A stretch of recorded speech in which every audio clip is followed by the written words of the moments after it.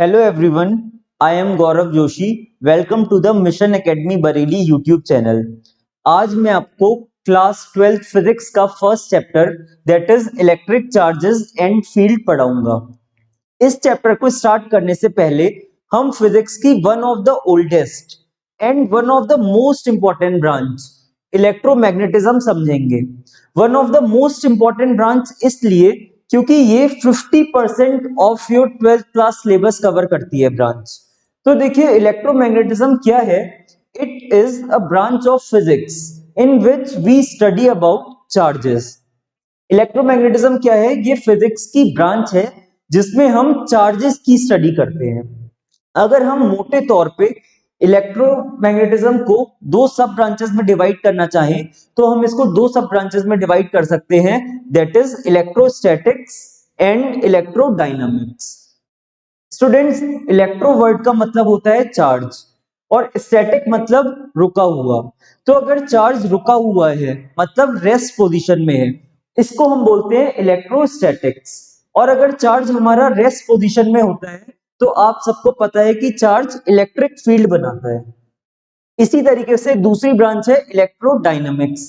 Electrodynamics क्या है? Electro means again charge, dynamics आप क्लास 11th में पढ़ चुके हैं। डायनामिक्स मतलब मोशन। तो इलेक्ट्रोडायनामिक्स का क्या मतलब हो गया? Charge in motion. अगर चार्ज मोशन कर रहा है उसकी स्टडी हम करते हैं इलेक्ट्रोडायनामिक्स के अंदर। आप लोगों को पता है कि मोशन हमारे दो तरीके के हो सकते हैं। कौन कौन से? या तो एक बॉडी हो सकता है यूनिफॉर्म मोशन कर रही हो, या ये हो सकता है कि वो बॉडी नॉन यूनिफॉर्म मोशन कर रही हो। यूनिफॉर्म मोशन से क्या समझते हैं? यूनिफॉर्म मोशन, मान लीजिए आप कार चला रहे हैं, स्कूटी चला रहे हैं, बाइक चला रहे हैं, साइकिल चला रहे हैं और आप 25 मीटर पर सेकेंड की कांस्टेंट स्पीड के साथ आप साइकिल चला रहे हैं, ठीक है। और आप ना वेलोसिटी या स्पीड कम कर रहे हैं ना ज्यादा कर रहे हैं, यानी आपका एक्सेलरेशन कितना है? 0 है। इस मोशन को हम बोलते हैं यूनिफॉर्म मोशन। तो अगर हमारा कोई भी ऑब्जेक्ट कांस्टेंट वेलोसिटी से यानी 0 एक्सेलरेशन के साथ मोशन कर रहा है उसको हम बोलते हैं यूनिफॉर्म मोशन। अब अगर चार्ज हमारा यूनिफॉर्म मोशन कर रहा है तो वो करंट प्रोड्यूस करता है। करंट क्या है? Flow of charge per unit time.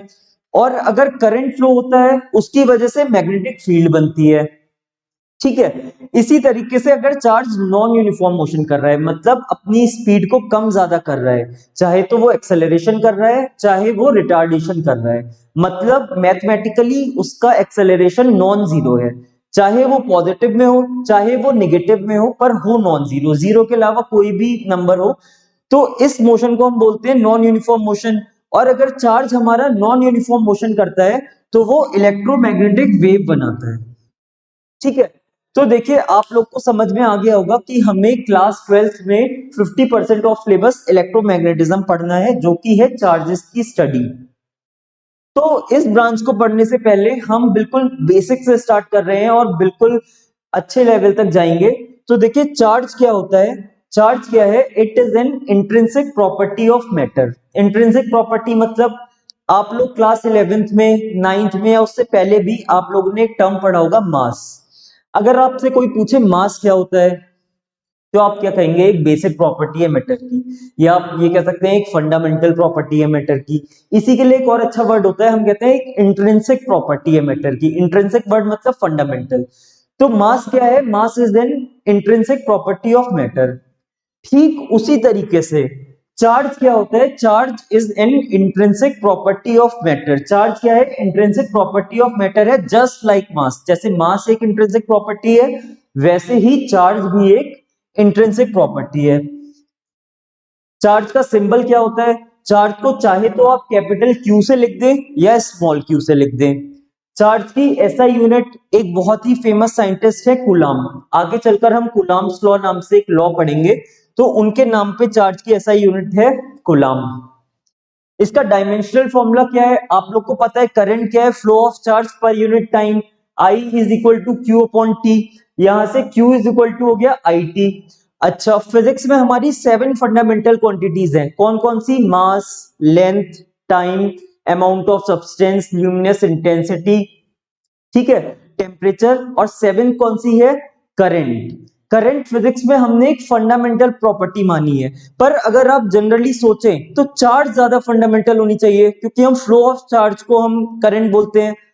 तो पर हमने फिजिक्स में क्या कर रखा है, हमने करंट को एक फंडामेंटल प्रॉपर्टी माना है और इसका हम डायमेंशनल फॉर्मूला लिखते हैं ए, और टाइम का डायमेंशनल फॉर्मूला है टी, तो इसका डायमेंशनल फॉर्मूला क्या हो गया, आई का डायमेंशनल फॉर्मूला हो गया ए, और टाइम का टी का क्या हो गया, टी हो गया।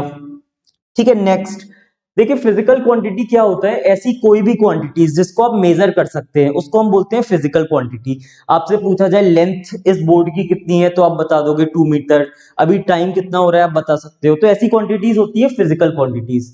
फिजिकल क्वांटिटीज को हम दो तरह से डिवाइड करते हैं, कौन कौन सी, स्केलर क्वांटिटी और वेक्टर क्वांटिटी। स्केलर क्वांटिटी क्या होता है, ऐसी क्वांटिटीज जिसमें सिर्फ और सिर्फ मैग्नीट्यूड होता है, और वेक्टर क्वांटिटीज कौन सी, जिसमें मैग्नीट्यूड और डायरेक्शन दोनों चीजें हैं। तो जो चार्ज है हमारी, चार्ज एक स्केलर क्वांटिटी है, और इसका क्या मतलब है, इसको हम एल्जेब्रिकली ऐड कर सकते हैं। मतलब मान लीजिए आपके पास इस तरह से चार्ज है, मान लीजिए 2 कूलम चार्ज है, 3 कूलम चार्ज है और -4 कूलम चार्ज है, ठीक है, और आपके पास है मान लीजिए 1 कूलम चार्ज। तो आपसे पूछा जाए कि क्यू नेट कितना होगा, तो क्यू नेट आपको कुछ नहीं करना है, 2 + 3 - 4 + 1, ये सॉल्व करके आपको कितना आ गया, 5 + 6 -4 यानी 2 कूलम। तो आपको सिंपली इसको ऐड कर देना है, आपको वेक्टर लॉ ऑफ एडिशन लगाने की जरूरत नहीं है। ठीक है, अब नेक्स्ट हमारा है टाइप्स ऑफ चार्जेस। चार्ज कितने तरीके के होते हैं, देखिए हमारे पास दो तरह के चार्ज होते हैं, positive charge and negative charge. Positive charge से आप क्या समझते हैं, मान लीजिए हम एक टेबल सॉल्ट का एग्जांपल लेते हैं NaCl। Na का एटॉमिक नंबर होता है 11, इसका इलेक्ट्रॉनिक कन्फिग्रेशन हो गया 2,8,1। क्लोरीन का एटॉमिक नंबर हो गया 17, इसके एटॉमिक कन्फिग्रेशन हो गया 2,8,7। आप लोग ये बात पढ़ चुके हैं, केमिस्ट्री में भी आपने पढ़ रखी होगी कि हर एलिमेंट चाहता है कि वो स्टेबल हो, और वो स्टेबल कैसे होगा, जब उसके उसका ऑक्टेट कंप्लीट होगा। ऑक्टेट कंप्लीट होने का मतलब क्या है, लास्ट शेल में उसके 8 इलेक्ट्रॉन्स होने चाहिए। तो देखिए जो हमारा NaCl है, इसके लास्ट शेल में कितने हैं, 1 इलेक्ट्रॉन है। क्लोरीन के लास्ट शेल में कितने हैं, 7 इलेक्ट्रॉन्स है। तो सोडियम क्या करेगा, अपना 1 इलेक्ट्रॉन इसको डोनेट कर देगा। देखिए इससे क्या हुआ, इसके लास्ट शेल में कितने हो गए, 2,8, इसके लास्ट शेल में कितने हो गए, 8 इलेक्ट्रॉन्स हो गए।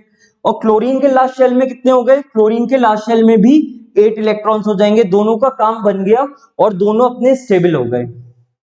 देखिए तो हमारा पॉजिटिव चार्ज का मतलब क्या है, डिफिशियंसी ऑफ इलेक्ट्रॉन्स, मतलब इलेक्ट्रॉन्स की कमी।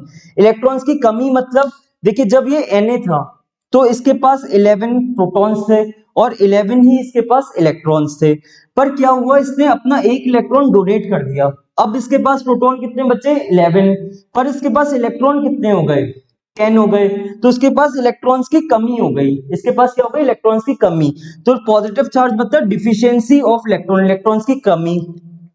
सिमिलरली क्लोरीन के साथ क्या हुआ, इसके पास पहले प्रोटॉन थे 17, इलेक्ट्रॉन भी 17 थे। अब इसको 1 इलेक्ट्रॉन यहां से मिल गया, तो इसके पास क्या हो गया, इसके पास प्रोटॉन तो 17 थे, अब इसके पास इलेक्ट्रॉन 18 हो गए, तो इसके पास क्या हो गया, 1 इलेक्ट्रॉन एक्स्ट्रा आ गया। तो हम क्या कहेंगे, इसके पास एफिशिएंसी ऑफ इलेक्ट्रॉन हो गई, इलेक्ट्रॉन्स इसके पास ज्यादा हो गए। अच्छा अब देखिए हम लोग बात कर रहे हैं डिफिशियंसी ऑफ इलेक्ट्रॉन और एफिशिएंसी ऑफ इलेक्ट्रॉन्स के टर्म में। ऐसा क्यों कर रहे हैं, क्योंकि आपको पता है अगर एक बॉडी को और दूसरी बॉडी से चार्ज का ट्रांसफर होता है तो केवल इलेक्ट्रॉन्स ही ट्रांसफर होते हैं। देखिए यहाँ पे मैंने लिख रखा है note, only electron can be transferred from one body to another. ऐसा क्यों, देखिए आप लोग को पता है मास ऑफ इलेक्ट्रॉन होता है हमारा, मास ऑफ इलेक्ट्रॉन कितना होता है, 9.1 × 10⁻⁻31 kg। इसी तरीके से मास ऑफ प्रोटॉन कितना है, 1.67 × 10⁻⁻27 kg।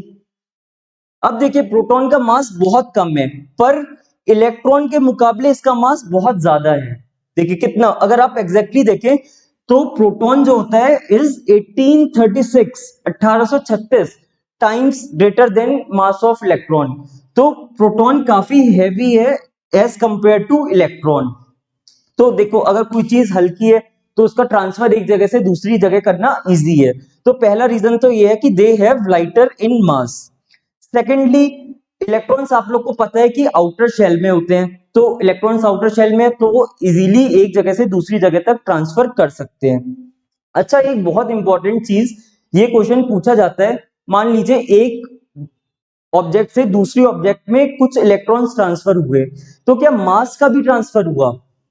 देखिए, अगर आप सोचेंगे कि इलेक्ट्रॉन तो ट्रांसफर होते रहते हैं, मास का ट्रांसफर नहीं हुआ होगा, नहीं हुआ है। क्यों हुआ है? अगर मान लीजिए एक इलेक्ट्रॉन ट्रांसफर हुआ तो इतना मास का ट्रांसफर हो गया, दो इलेक्ट्रॉन ट्रांसफर हुए तो 2 इंटू दिस, तीन इलेक्ट्रॉन ट्रांसफर हुए तो 3 इंटू दिस। हालांकि ये मास का ट्रांसफर इतना नेग्लिजिबल है, इतना कम है कि हमें डेली लाइफ में पता नहीं चल पाता कि इलेक्ट्रॉन्स का ट्रांसफर हुआ है तो मास का भी ट्रांसफर हुआ है, पर मास का ट्रांसफर होता है। ठीक है, तो ये नोट लिख रखा है, mass transfers when charge is transferred from one body to another. इसके बाद देखिए, हमारे नेचर में दो तरह के फंडामेंटल चार्ज होते हैं। हमारे नेचर में दो तरह के फंडामेंटल चार्ज है, कौन कौन सा? एक इलेक्ट्रॉन और एक प्रोटॉन। इलेक्ट्रॉन पे कितना चार्ज होता है? -1.6 into 10 to the power -19 coulomb. ठीक है, कितना होता है? 1.6 into 10 to the power -19 coulomb, negative, इतना निगेटिव चार्ज है। प्रोटॉन के पास कितना है? सेम मैग्नीट्यूड का चार्ज है, बस इतना चार्ज उसके पास पॉजिटिव में है। ठीक है, सेम इतना चार्ज उसके पास पॉजिटिव में है, तो दोनों के पास सेम अमाउंट चार्ज है। हालांकि अभी जो रिसर्च चल रही है मॉडर्न फिजिक्स में, उसमें माना गया है कि जो हमारा क्वार्क्स है, एक चीज होती है क्वार्क्स, ठीक है, ये फंडामेंटल चार्ज है, मतलब जो हमारे इलेक्ट्रॉन्स हैं वो क्वार्क्स से मिलके बने हैं। पर हमारे सिलेबस में अभी क्वार्क्स का कंसेप्ट नहीं है, तो हम इलेक्ट्रॉन को ही फंडामेंटल चार्ज मानेंगे और इलेक्ट्रॉन और प्रोटॉन्स के टर्म्स में ही डील करेंगे। इस वीडियो के लिए इतना ही। अगर आपको इसमें कुछ भी डाउट हो तो आप कमेंट सेक्शन में कमेंट करके पूछ सकते हैं, आई विल डेफिनेटली रिप्लाई। अब नेक्स्ट वीडियो में हम प्रॉपर्टीज ऑफ चार्जेस की स्टडी करेंगे। Thank you very much.